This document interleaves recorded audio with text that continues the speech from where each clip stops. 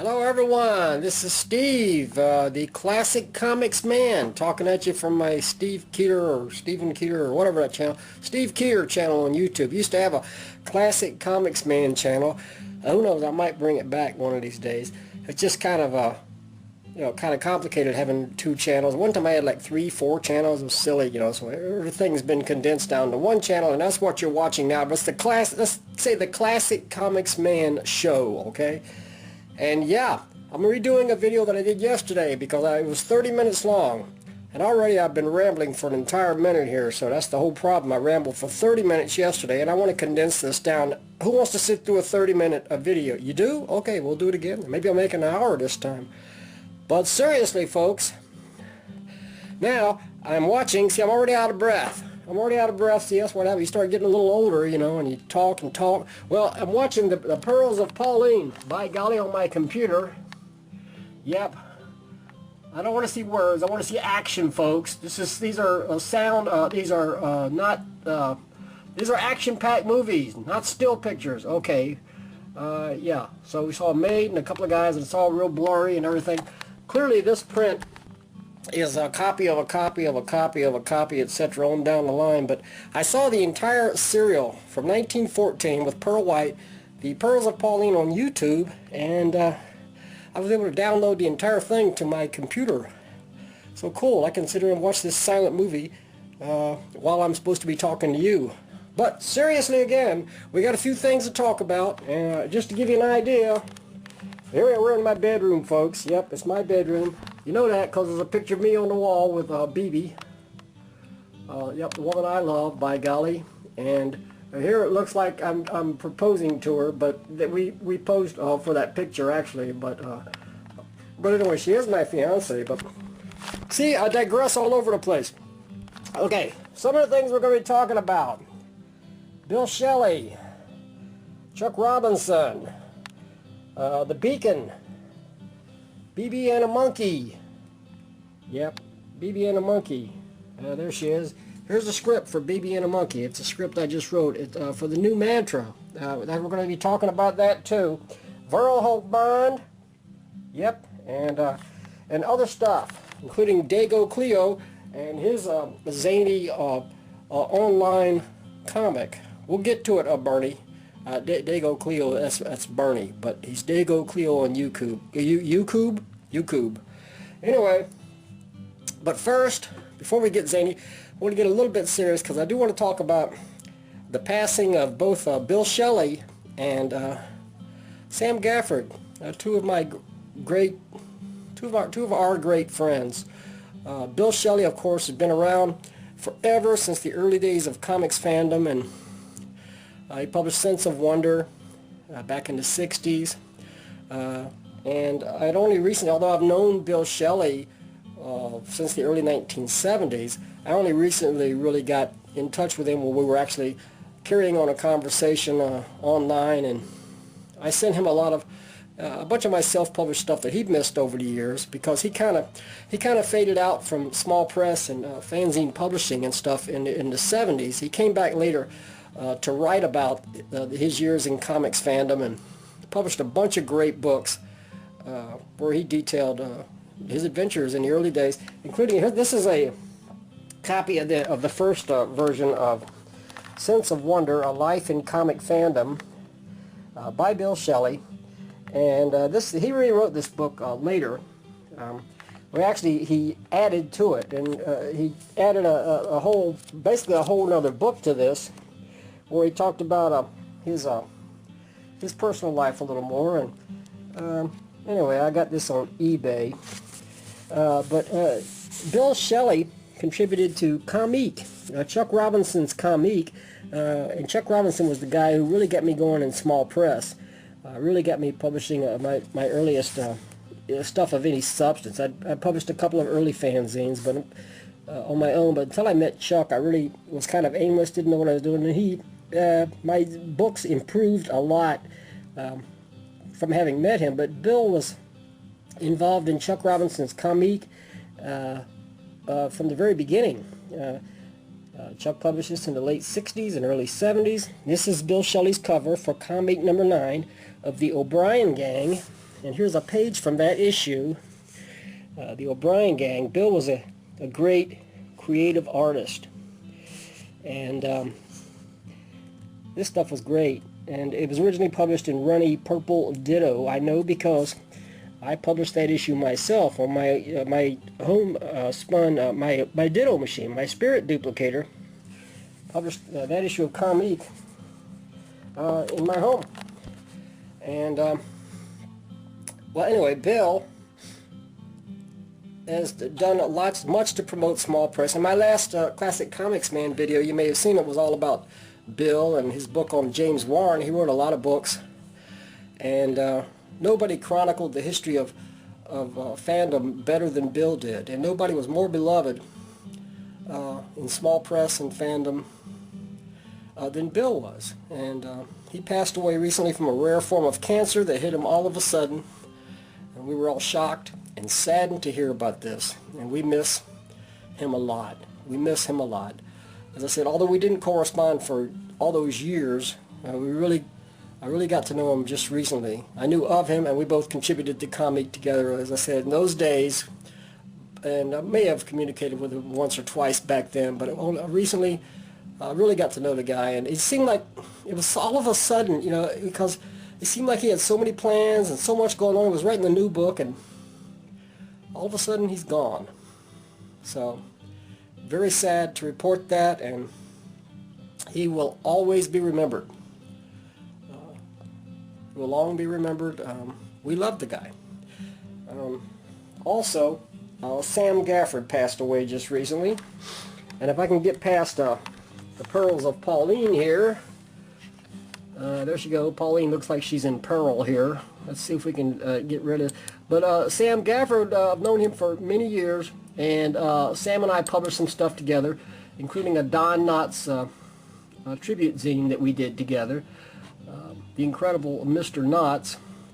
And somewhere on here, I've got the last thing that Sam did. Yeah, there's a picture of me and BB and my daughter Kathy, all smiles, because we're talking about comics, so why wouldn't we be smiling? Now, while this is loading, there it is, Comic Book Crazy, the last thing that he published. But Sam published Eternity and The Damn Thing.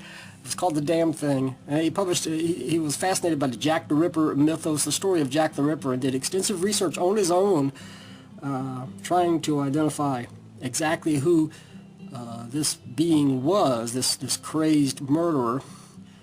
But it was a fascination that he had, that a lot of people have had. But he published a lot of comics over the years, and they were all engrossing, fascinating. He was a great writer, an excellent artist. His brother, you may have heard of his brother, Carl Gafford, who went to work as a colorist for DC Comics, and Carl Gafford was involved in small press back in the 60s and early 70s, and he created the BPP, the UFO Co-op, the United Fanzine Organization, which I just recently rejoined. But I digress again. We're talking about Sam. We love this guy. And again, he suddenly passed away. Just suddenly passed away one day, and we're all saddened to hear of it. And but he was full of love for comics and comics fandom to the very end.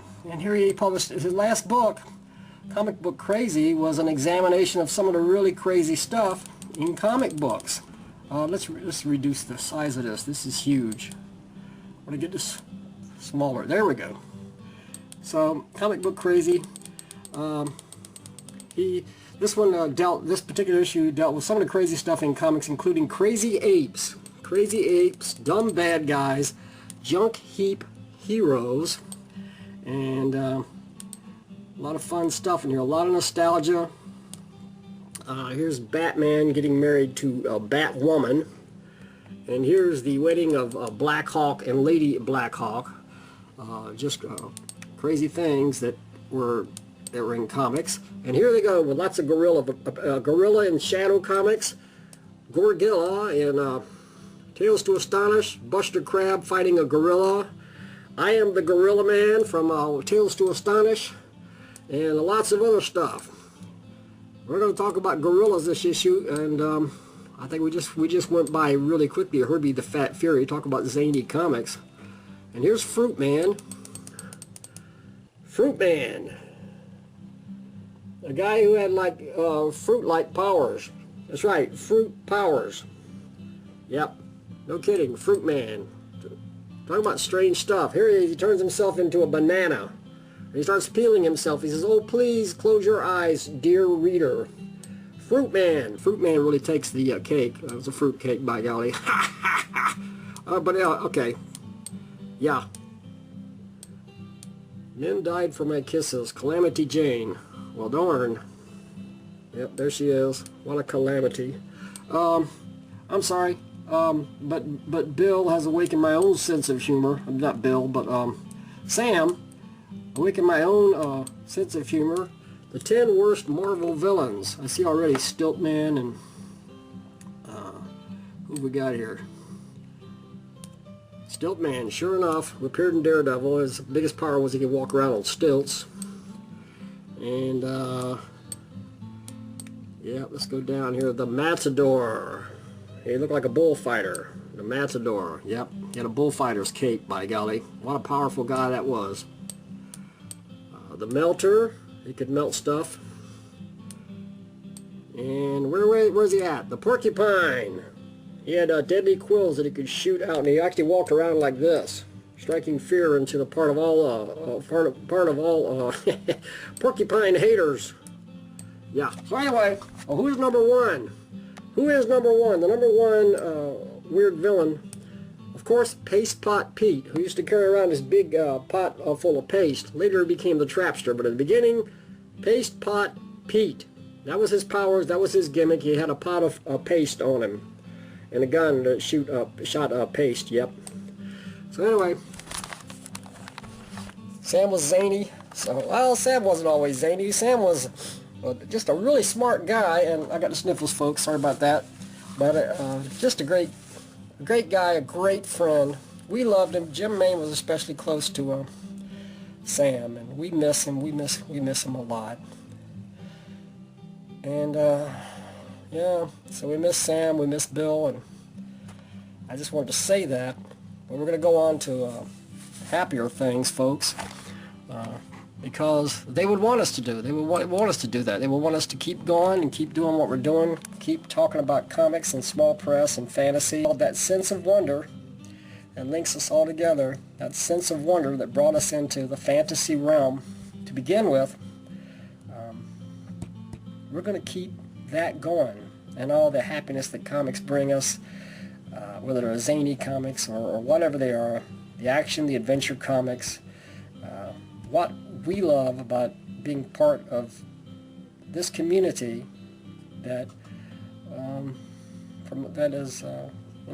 that loves to talk about, loves to write, loves to draw, loves to create fantasy stories, comics. We're going to keep it going. Out of respect for our friends, by golly, we're going to keep going. And I did want to mention my friend DagoCleo. You may know him from YouTube. His real name is Bernie, and he's got something going on. It's an online comic that he has created that features real people. He has real people, friends and relatives, that are in his stories. This is the adventures of Super Nellie Bean. Young heroine, there she is, a Super Nellie Bean. And we can scroll down a little bit on this one. Whoop, where are we? Here we go, somebody's picking somebody's pocket here. And it looks like Super Nellie Bean is there just in the nick of time to interfere with this. And here we got Super Nellie Bean. Look at, Bernie does a great job putting this stuff together. Fate had it that I was flying by. Well, the road's just starting to fall. You know, the bridge is collapsing here, and there goes our Super Tweetness. Right, Super Tweetness. Our heroine is always there when help is needed. Well, look who got her before me. Well done, my little whippersnapper. So Super Tweetness and Super Nellie Bean are there to save the day. And I think Bernie, there to go. Bernie, not only has he got this zany online version, but he's either working on or has now got a print version of this. And so if you want to contact Bernie, there we are, the bank's getting robbed. You know, this aggression shall not stand. You know this, right? Sure enough, yeah, Yeah, there goes, yeah. The superheroes in this story are not going to take this, like, pow, bam. Okay, so yeah, and on it goes. With the great special effects that Bernie put together. Even though Super Nellie Bean can fly, she prefers to fly, to be on the back of this eagle. It's for a more dramatic effect, I guess, and exciting.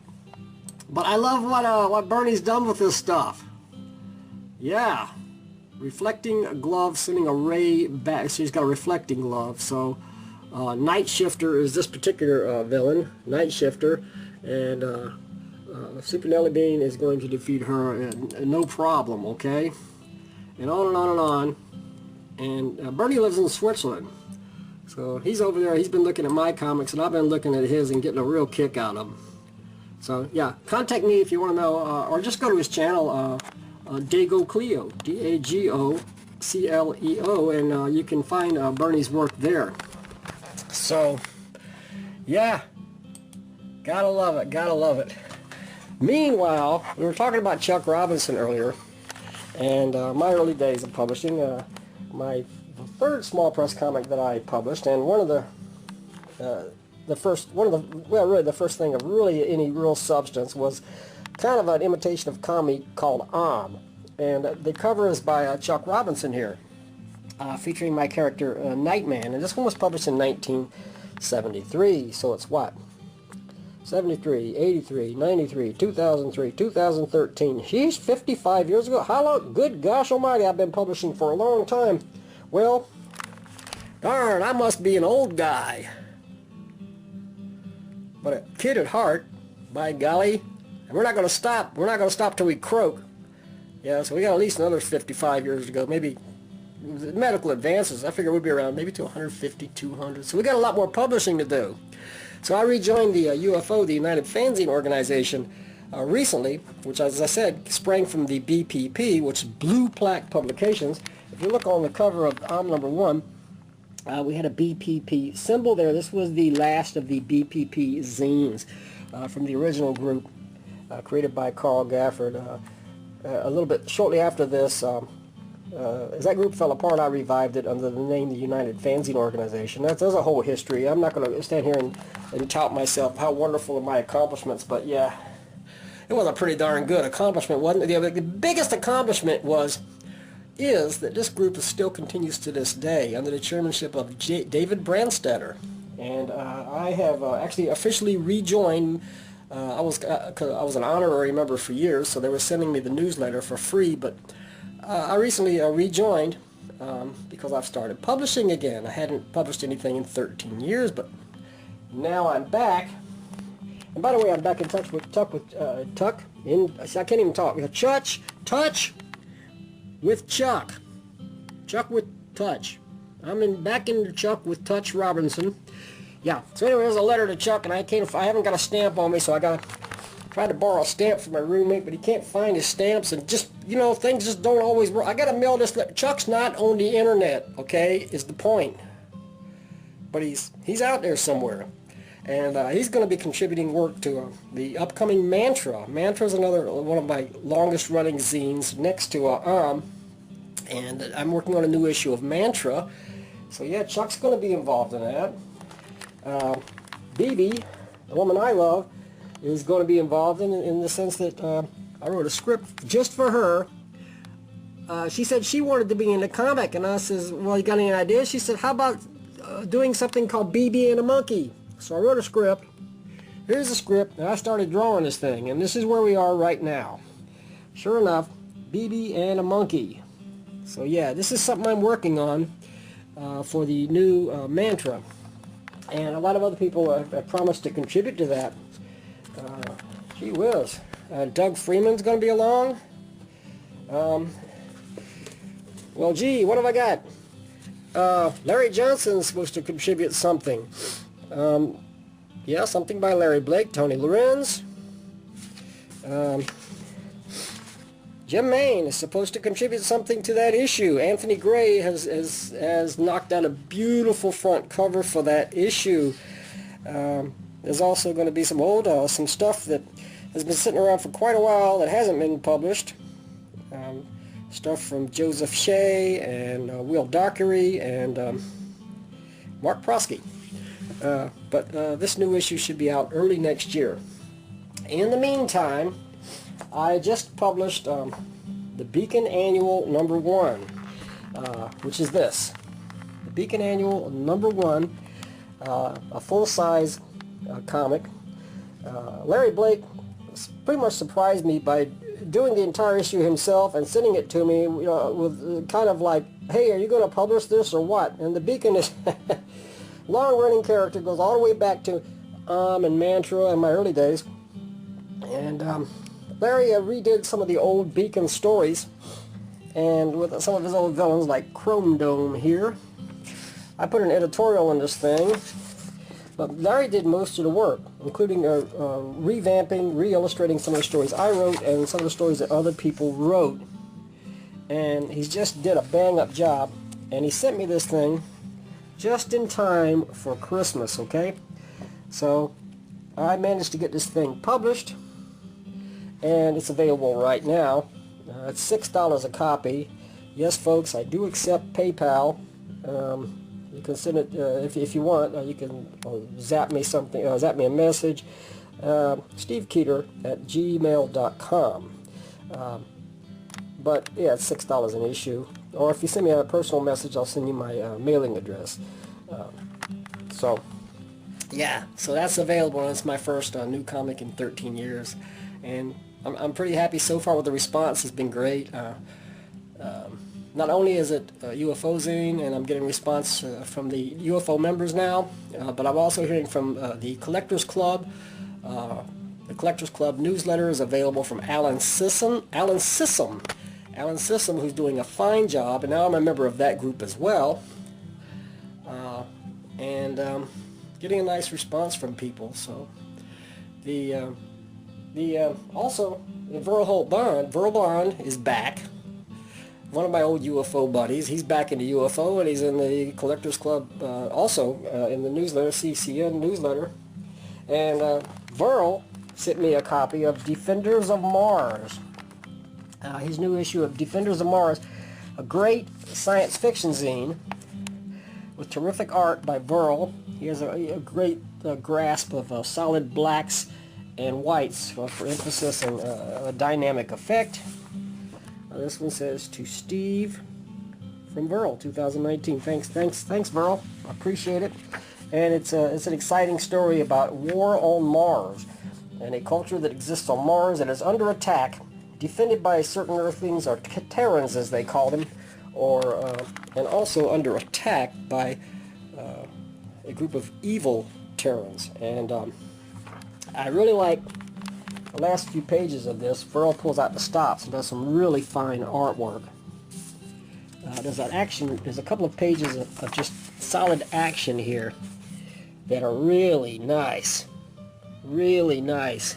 Great job by Verl on the story and on the artwork. So yeah, just pulling out the stops. Great stuff. Once again, anything I mention in here, if you want information on how to order it, just send me a personal message, and I'll send that along to you. Is there anything else I want to talk about? I made some notes here. Looks like we've covered just about everything. YouTube is changing its policy, has made certain policy changes just lately that don't make any sense at all. Now if you do videos for YouTube, they want you to state that the video is intended for children or not. It's either intended for kids or it's not intended for kids, or your channel is aimed at kids or it's not. I don't know, it has something to do with, I don't know, some branch of government and some bellyachers out there fussing about, they don't want kids getting content. Well, we don't want kids getting content that isn't intended for them either, but do I really have to state this for my channel? I don't know. YouTube isn't what it was. It used to be a lot of fun. Remember when there was a couple of guys named Chad and Steve who put YouTube together years ago, and I was there almost at the very beginning, and we had a lot of fun back in those days. A lot of fun. Those were the days when there was a lot of vloggers, and and people were doing collabs together and just having a great time. When Chad and Steve sold out YouTube to Google, right? Google pretty much ruined it, took away everything that was kind of like small press. What if small press comics were bought out by, you know, Disney, yeah, like Disney's buying everything, and by DC Comics or Marvel, you know, and then they made it into something that no longer was small press. All of a sudden it's mainstream, and it's all about making money and stuff. It's not the same thing. We did it for fun back in those days, and now everything's so commercial.